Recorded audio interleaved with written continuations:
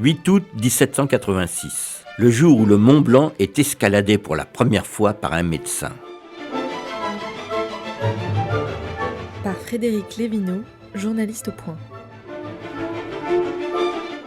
Le 7 août 1786, un peu avant l'aube, deux hommes quittent Chamonix pour vaincre le sommet du Mont Blanc. Il s'agit du médecin du village, Michel Gabriel Paccard, et de Jacques Blamat, un éleveur du coin qui lui sert de guide. À l'époque, l'équipement du gentleman grimpeur est plutôt limité. Pas de piolet, pas de crampons, pas d'hélico de secours. Le médecin porte simplement une redingote et utilise un bâton. Il a confié à son guide une boussole, un baromètre et un thermomètre pour effectuer des mesures au sommet du mont Maudit. Oui, c'est le nom porté alors par le Mont Blanc.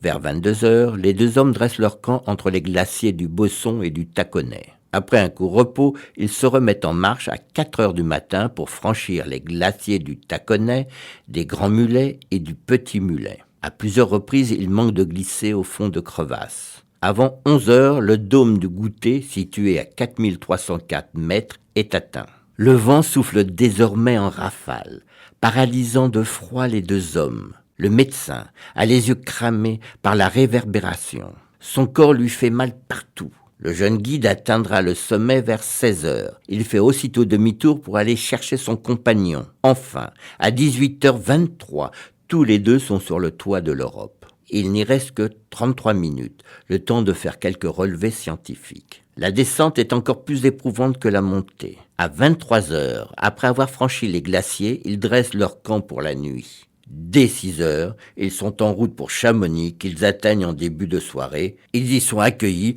triomphalement. Le médecin a l'élégance de laisser à son guide la prime promise au premier vainqueur du Mont Blanc. Sauf que Balmat se fait aussitôt voler la prime par deux escrocs. Une série réalisée par Megan Kieki.